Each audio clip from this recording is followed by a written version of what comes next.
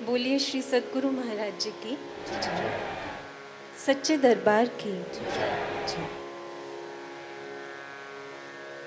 आने वाले युग एक शिष्य को कैसे याद करेंगे, इस संबंध में महाराज जी ने एक बार बहुत सुंदर प्रेरणा दी।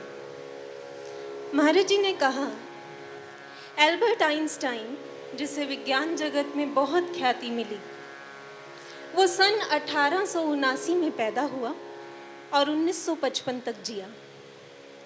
इतना कहकर महाराज जी ने पूछा, अच्छा यह बताओ कि आइंस्टाइन को एक अच्छा साइंटिस्ट बनाने में किसका ज़्यादा महत्व है, जिस सन में वो आया या जिस सन में वो गया? हमें दुविधा में देख महाराज जी ने कहा, ना आने का सन इम्पॉर्टेंट है ना जाने का, बल्कि सबसे ज़्यादा महत्वपूर्ण है कि उसने इन दोनों के बीच के रिक्त स्थान को कैसे भरा। महाराज जी ने कहा, it does not matter how many years you live, what matters most is how you live those years. कि एक शिष्य के लिए यह मायने नहीं रखता कि वो कितना जिया, मायने यह रखता है कि वो जितना जिया कैसे जिया। आज के समय में हमें महाराज जी के इन शब्दों को और भी गंभीरता से लेने की आवश्यकता है, क्योंकि एक एक मोड़ पर हम किस दिशा का चयन करते हैं, क्या निर्णय लेते हैं, इस पर हमारे शिष्यत्व की सारी कहानी निर्भर करती है।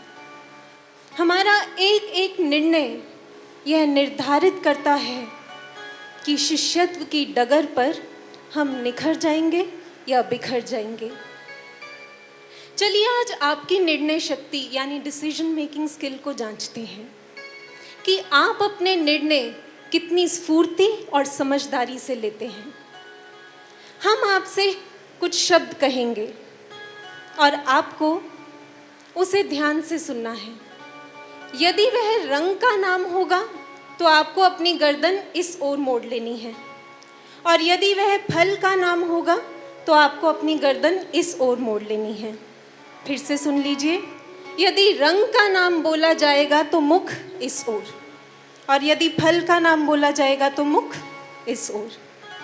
तो तैयार हो जाइए, गर्दन बिल्कुल सीधी, ध्यान से सुनिएगा और सोच समझकर दाएं या बाएं मोड़ने का निर्णय लीजिएगा। शुरू करते हैं। शब्द है नारंगी या ऑरेंज।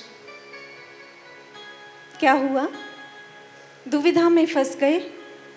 दाएं देखें या बाएं समझ नहीं आया ना? साधकों सावधान हो जाइए, क्योंकि भक्ति की यात्रा में हम जिस दौर से गुजर रहे हैं वो भी हमारे लिए दुविधाओं का बवंडर लेकर आ रहा है।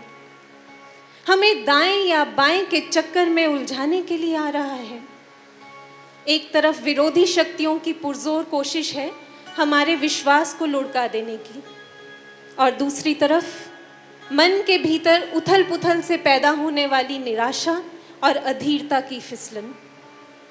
चाहे बाहर के विरोधी स्वर हो या भीतर की बगावती आवाजें, मकसद दोनों का एक है कि हम गुरु मार्ग को, गुरु पथ को छोड़ दें, हम मिशन से टूट जाएं। इसलिए दोनों दिशाओं से सावधान रहिएगा। याद है ना महाराज जी ने क्या समझाया है? एक तरफ गहरी खाई है, उससे कदम बचाने हैं, और दूसरी ओर फिसलने हैं, भरपूर ढलाने हैं। इसलिए ना दाएं देखना है ना बाएं, बल्कि यहाँ देखना है जहाँ हमारा लक्ष्य है, जहाँ गुरु महाराज जी हैं। वैसे एक बार अपने अंदर भी झांक कर चेक कर लीजिए, कहीं ये दाएं बाएं के उलझाने वाले वायरस का कोई खतरा तो नहीं है ना? क्योंकि महाराज जी की समाधि के बाद से ये दाईं और बाईं तरफ ने हमें भटकाने की कोशिशें और तेज कर दी हैं, और जो सावधान नहीं हैं वो दुर्घटना के शिकार भी हो रहे हैं। अभी कुछ दिनों पहले एक यूथ वॉलंटियर मिला, काफी समय से भवन में सेवा करता रहा है, लेकिन कुछ साधना की कमी ने काम बिगाड़ा और बाकी की कसर गलत संगति ने पूरी कर दी। उन लोगों की जो गुरु को साधारण मनुष्य समझने का ब्लंडर करते हैं। परिणाम ये दाएं और बाएं का शिकार हो गए। जहां पहले मिशन में समर्पित होने तक के भाव अंकुरित हो चुके थे, वहां अब मिशन को छोड़ देने के विचार पनपने लगे। उस दिन बेहद विस्फोटक शैली में एक स्वर में आकर बोलते चले गए, कहने लगे, अब इंतजार करने का कोई फायदा नहीं है, बहुत सेवा वेवा कर ली, संसार में कितना कुछ है हासिल करने को। वैसे भी जब से महाराज जी ने समाधि ली है तब से सब अपनी मनमर्जी ही तो कर रहे हैं, क्योंकि महाराज जी कौन सा किसी को देख रहे हैं। और ज़्यादा ही है तो मैं समझदारी इसी में समझता हूँ कि जब महाराज जी आएंगे तब वापस लौट आऊँगा, लेकिन तब तक ज़रा दुनिया की चकाचौंध का आनंद ले लूँ। थोड़ा एन्जॉयमेंट और फन भी तो होना चाहिए ज़िंदगी में। हमने कहा, आप जिस फन की बात कर रहे हैं, आपकी जानकारी के लिए बता दें कि डिक्शनरी के अकॉर्डिंग आपके इस फन शब्द की उत्पत्ति जहाँ से हुई है उसका मतलब होता है to make fool of yourself, यानी अपने आप को मूर्ख बनाना। और आप इसे ही प्रूव करने के लिए चल रहे हैं। प्रमाण चाहिए तो सुनिए अपने निराधार प्रश्नों के सीधे और स्पष्ट जवाब। आप कहते हैं कि यहाँ रहकर क्या मिलेगा, संसार में कितना कुछ है हासिल करने को, इसलिए समझदारी से काम लेना चाहिए। लेकिन हम कहते हैं कि अपनी समझदारी को ज़रा एक बार अच्छे से ज़रूर परख लीजिएगा, कहीं लाभ की जगह हानि हाथ ना लग जाए। जैसे एक बार एक वर्कशॉप हो रही थी। वर्कशॉप के अंत में फैसिलिटेटर ने सब पार्टिसिपेंट्स के लिए एक अनाउंसमेंट की। बोला, आप सब पार्टिसिपेंट्स को हमारी कंपनी की तरफ से एक विशेष गिफ्ट दिया जा रहा है। हॉल के बाहर हर पार्टिसिपेंट के नाम से 2 मूर्तियां रखी हैं, एक राम की, दूसरी रावण की। आपकी जानकारी के लिए मैं बता दूं कि आप दोनों में से एक मूर्ति को अपने साथ लेकर जा सकते हैं। दोनों मूर्तियां बाहर से एक जैसी दिखती हैं, लेकिन रावण की मूर्ति अंदर से प्योर चांदी की बनी है। यूं तो वर्कशॉप मॉरल्स और वैल्यूज पर थी, लेकिन हॉल के बाहर जाने तक सबके मन फिसल चुके थे। रावण की मूर्ति उठाते हुए सब मन ही मन सोच रहे थे, कोई नासमझ ही होगा जो राम की मूर्ति लेगा। फैसिलिटेटर हॉल के दरवाजे पर खड़ा हुआ सबको देख रहा था और मन ही मन कह रहा था, अरे एक बार यह तो पूछ लेते कि राम की मूर्ति अंदर से किससे बनी है, तो शायद चांदी की जगह 24 कैरेट गोल्ड का लाभ ले लेते।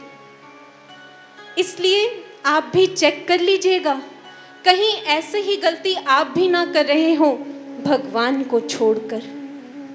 आप कहते हैं कि जब से महाराज जी ने समाधि ली है सब अपनी मनमर्जी कर रहे हैं क्योंकि महाराज जी किसी को नहीं देख रहे। हंसी आती है हमें आपका यह तर्क सुनकर, क्योंकि आपने बिल्कुल उस स्कूल के नासमझ बच्चे की तरह बात कर दी जो एक बार लंच टाइम में मेस में अपने और क्लासमेट्स के साथ लाइन में लगा हुआ था। लंच टेबल के जिस कॉर्नर से लाइन शुरू होती थी वहाँ पर कुकीज़ रखी थी। टीचर ने साथ में एक नोट लिख कर रखा हुआ था कि प्रत्येक छात्र केवल एक ही ले, भगवान देख रहा है। बच्चे ने जब यह नोट पढ़ा तो बड़ी शालीनता से एक कुकी उठाकर अपनी प्लेट में रख ली। चलते चलते जब लाइन का दूसरा एंड आया, लंच टेबल का दूसरा कॉर्नर आया, तो वहाँ चॉकलेट्स रखी थी। बच्चे ने जब चॉकलेट्स देखी तो अपनी जेब से पेन निकालकर वहाँ दूसरा नोट लिख कर रख दिया। उसने लिखा, जितना मन करे उतनी चॉकलेट्स ले लो, डरो नहीं, क्योंकि भगवान कुकीज़ देखने में व्यस्त हैं। आप भी ऐसी गलतफहमी में मत रहिएगा कि महाराज जी हमें नहीं देख रहे। महाराज जी की भी दृष्टि एक एक पर है। कर्म तो छोड़िए, मन में उठने वाले एक एक विचार से भी वो भली भांति परिचित हैं। इस दरबार में मन मर्जी का कोई स्थान नहीं है। यहाँ सिर्फ और सिर्फ गुरु आज्ञा का संविधान माननीय है। जो मन मर्जी करेगा वो टिक नहीं पाएगा, जो उनकी रजा में रहेगा उसे पद से कोई डिगा नहीं पाएगा। आप कहते हैं कि इंतजार करने का कोई फायदा नहीं है क्योंकि महाराज जी नहीं आएंगे, लेकिन हम आपसे इसके बदले में एक सवाल पूछते हैं। आप बताइए, अंग्रेजी शब्द पेशेंट का क्या मतलब होता है? तब वो यूथ वॉलंटियर बोला, पेशेंट मतलब रोगी।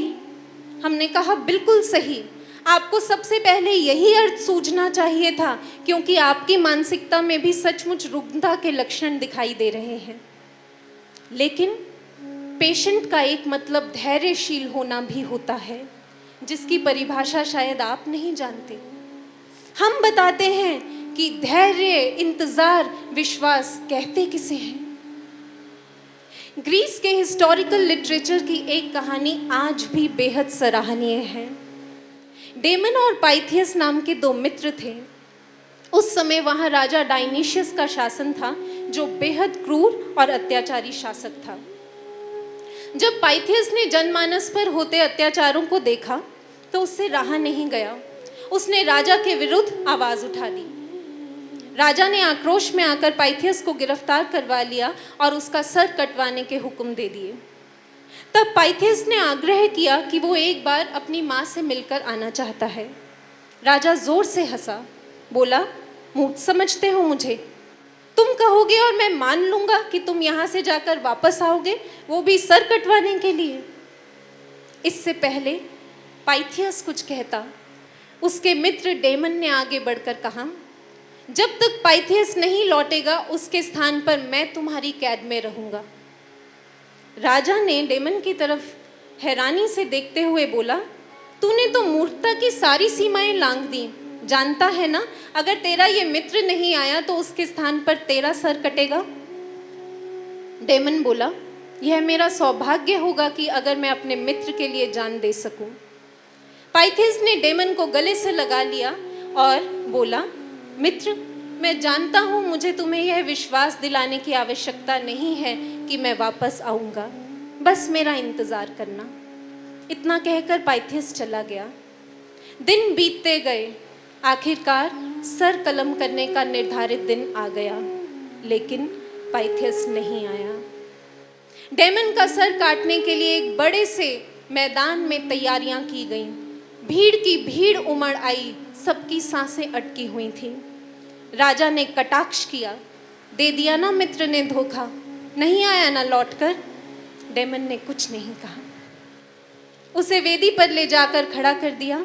जल्लाद ने अपना फरसा उठाया और डेमन की गर्दन को, इससे पहले वो डेमन की गर्दन को छूता, पीछे से पाइथियस की जोर से आवाज आई, ठहरो ठहरो, मैं आ गया हूँ, डेमन को मत मारो, मैं आ गया हूँ। और वो दौड़ता हुआ आया। डेमन को पीछे करके उसने अपने बाहों में उसे समेट लिया।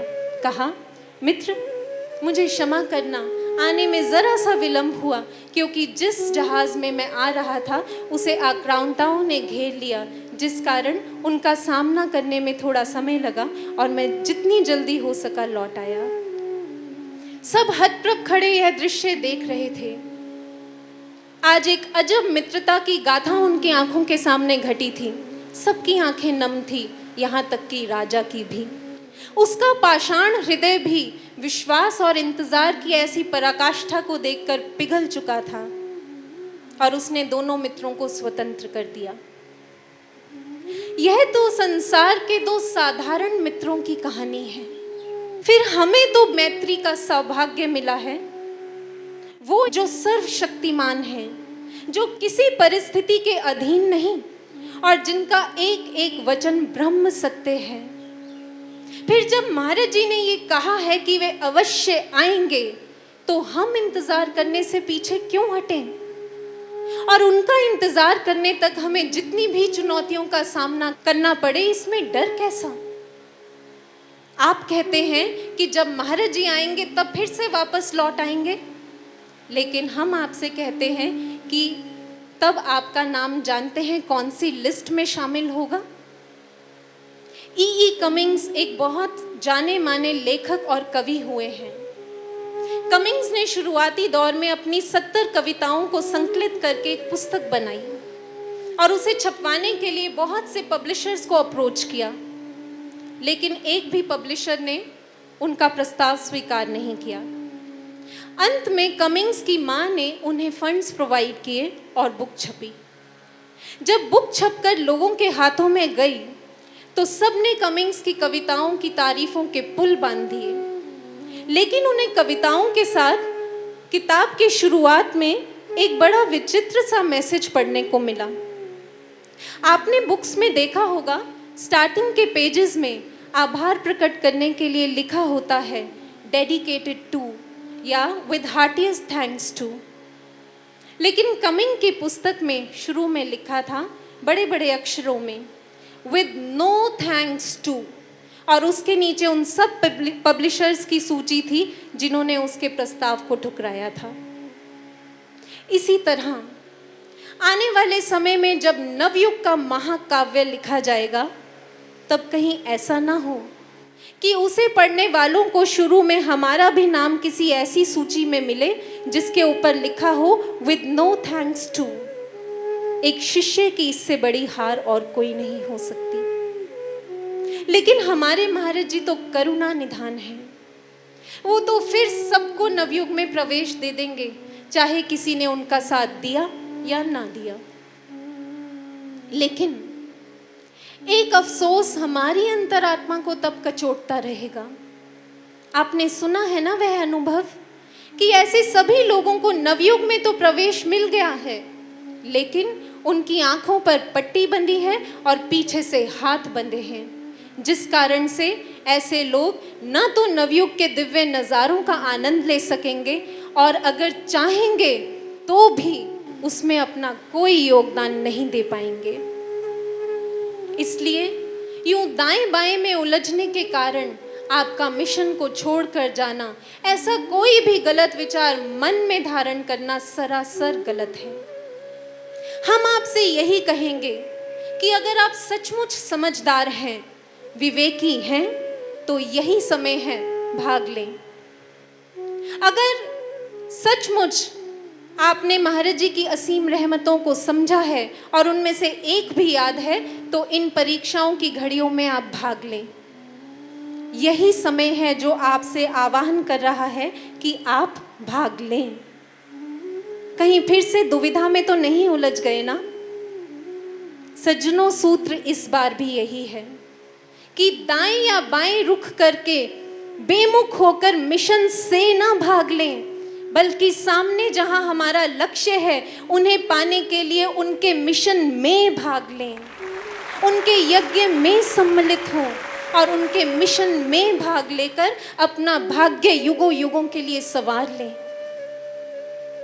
चाणक्य नीति का एक सूत्र कहता है, जब युग का अंत होगा तब मेरु पर्वत डिग जाएगा, जब कल्प का अंत होगा तो सातों समुद्र का पानी विचलित हो जाएगा, लेकिन साधु अपने आध्यात्मिक मार्ग से कभी नहीं डिगेगा।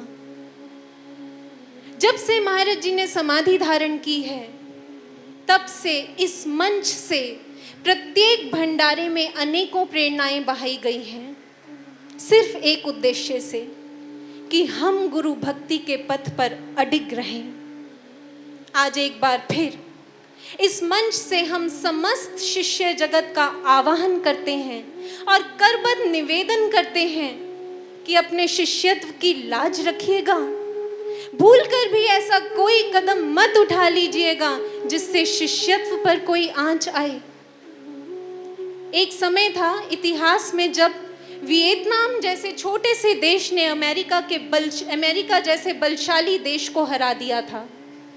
तब न्यूज़ रिपोर्टर्स ने बहुत हैरानी से वियतनाम के राष्ट्रीय अध्यक्ष से पूछा था, सर, आपकी इस विजय के पीछे रहस्य क्या है? तब वियतनाम के राष्ट्रीय अध्यक्ष ने कहा था, मैंने भारत के एक महान विभूति से, उसके चरित्र से प्रेरणा ली है। जानते हैं उस चरित्र का नाम क्या है? उस विभूति का नाम क्या है? एक सच्चा गुरु भक्त, एक सच्चा शिष्य जिसने हर गुरु आज्ञा का पालन किया, छत्रपति शिवाजी। जब वियतनाम के विदेश मंत्री उसके बाद भारत के दौरे पर आए, तो उन्होंने भारत की भूमि से मिट्टी को उठाकर अपने बैग में भर लिया।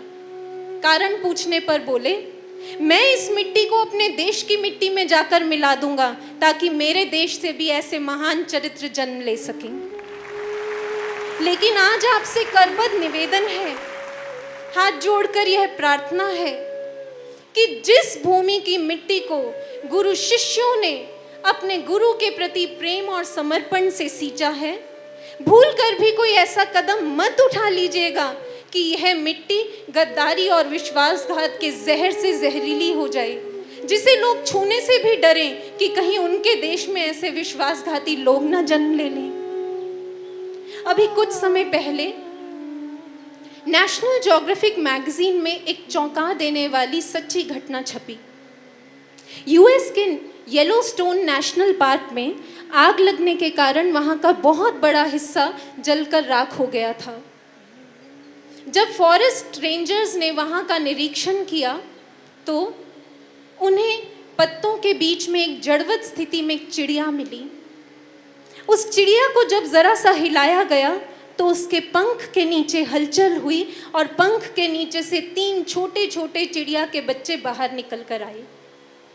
दरअसल जब आग लगी तो चिड़िया अपने बच्चों को पेड़ पर से उतारकर नीचे तने के पास ले आई थी और यह देखकर कि आग से उठने वाले धुएं से उसके बच्चों को घुटन होगी, कष्ट होगा, उस चिड़िया ने अपने कष्ट की परवाह किए बिना अपने बच्चों को पंख से ढक लिया, लेकिन उनका साथ नहीं छोड़ा।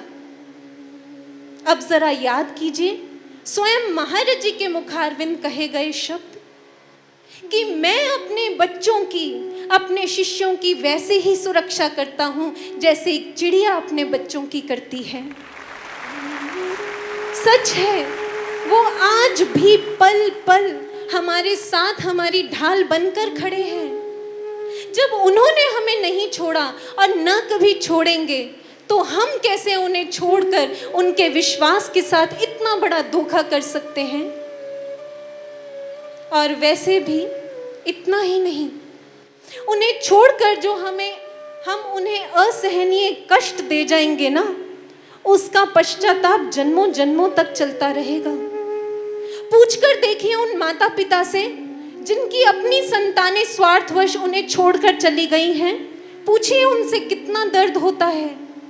ये संबंध तो फिर एक जन्म का है, उनका सोचिए, उनके विषय में सोचिए जो जन्मों जन्मों से कल्याण हेतु हमारी सुरक्षा में, हमारे संरक्षण में संलग्न है। उन्हें भी बहुत दर्द होता है जब उनका अपना कोई उन्हें छोड़कर चला जाता है, उन्हें बहुत दर्द होता है। आज आप सबसे करबद्ध निवेदन है कि जिन्होंने हमेशा हमारी आंखों से दुख के आंसू चुराए हैं, आप उन्हें दुख देकर उनकी आंखों में पीड़ा की नमी भरने का महा अपराध ना करिएगा।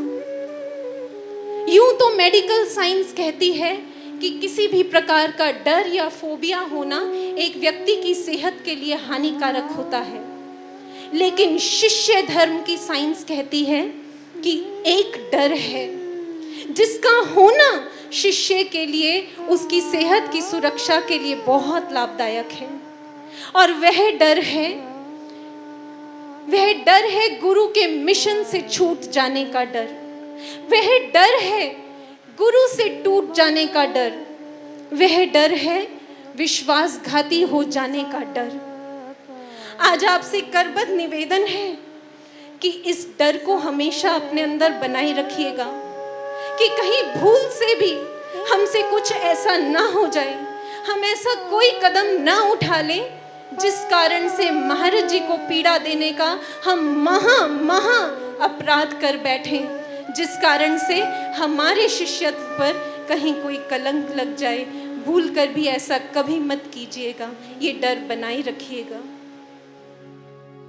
जिंदगी गुजरे तेरे कदमों में मेरे रहनुमा, रब हो मेरा हर जन्म तू है, यही मेरी दुआ। जिंदगी गुजरे तेरे कदमों में मेरे रहनुमा, रब हो मेरा हर जन्म तू है, यही मेरी दुआ। तू ही जन्नत है मेरी और तुझ में ही दोनों जहां, तू ही जन्नत है मेरी और तुझ में ही दोनों जहां। तुझसे मांगू तुझको मैं बस, हो तो मुझ पे मेहरबान। जिंदगी गुजरे तेरे कदमों में मेरे रहनुमा, रब हो मेरा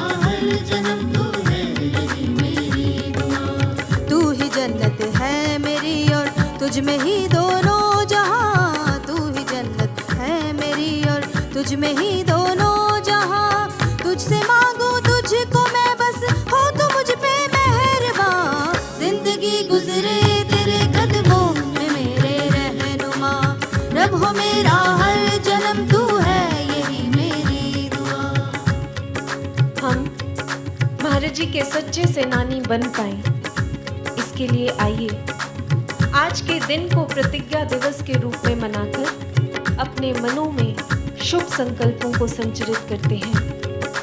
अपनी अंतरात्मा की गहराइयों से इन प्रतिज्ञाओं को धारण कीजिएगा और समर्पण की गहराइयों से अंतिम श्वास तक इन्हें पूरा भी कीजिएगा।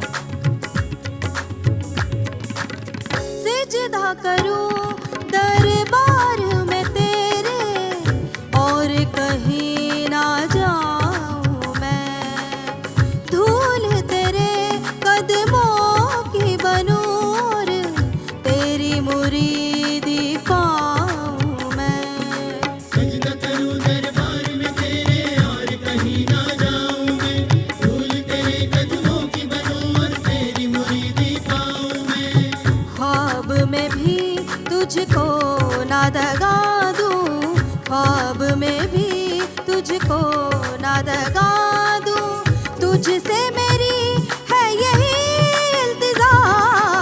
जिंदगी गुजरे तेरे कदमों में मेरे रहनुमा, प्रभु मेरा हर जन्म तू है यही मेरी दुआ।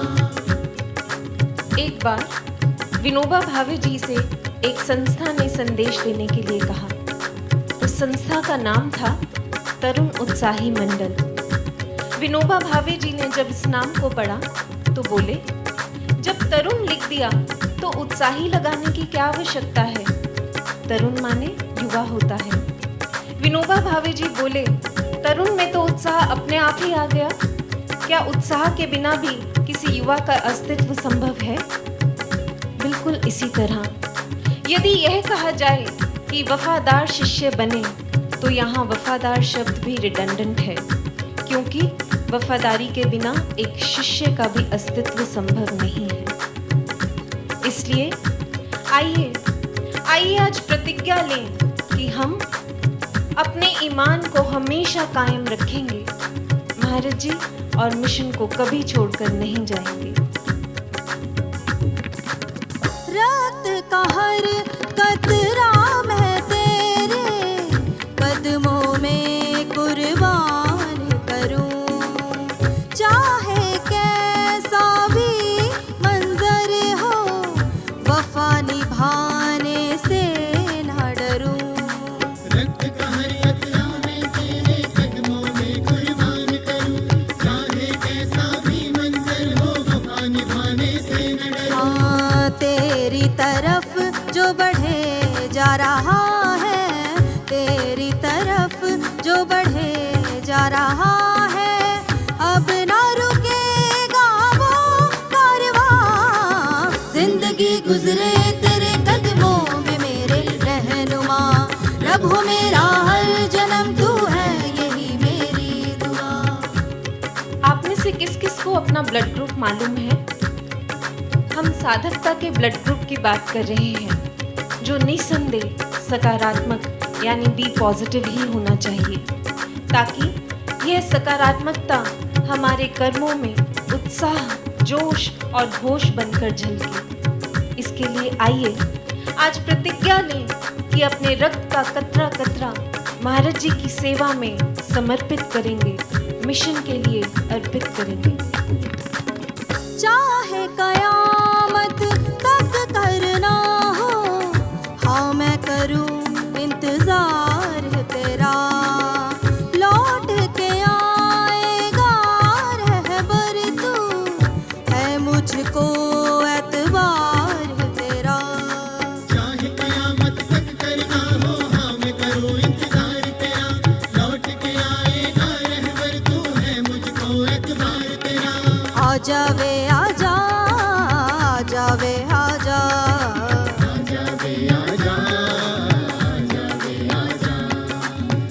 प्रेम के दो पैमाने कहे जाते हैं, how much you love and how much you are loved.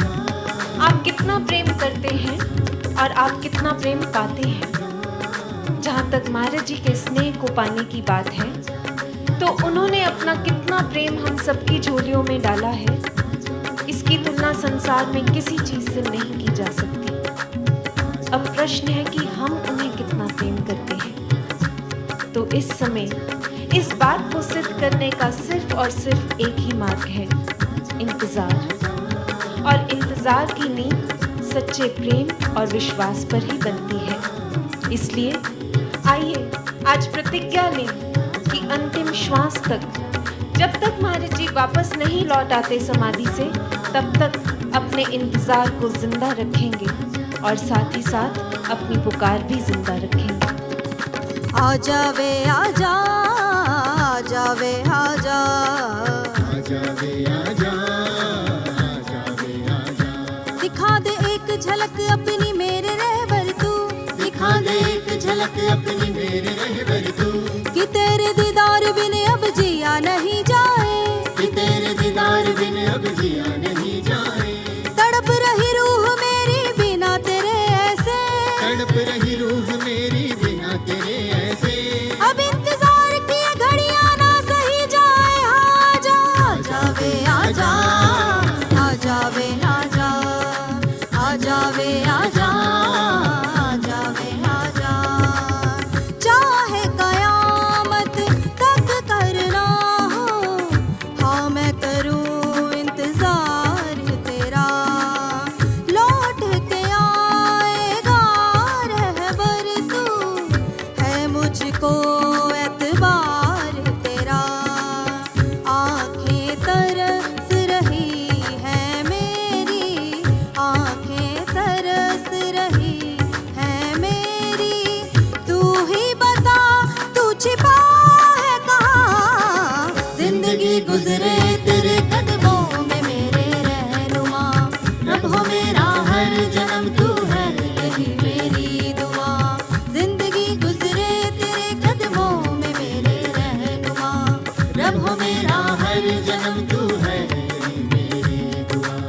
तू ही जन्नत है मेरी और तुझ में ही दोनों जहां।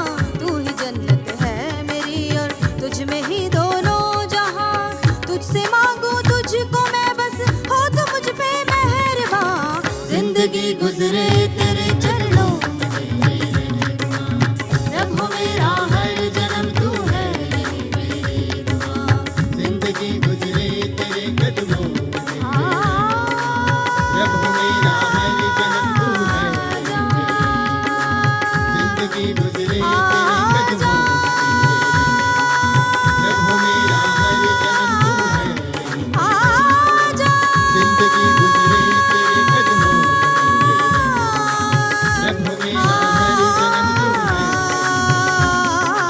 जिंदगी गुजरे तेरे कदमों में, रब हो मेरा हर जन्म तू है, जिंदगी गुजरे तेरे कदमों में,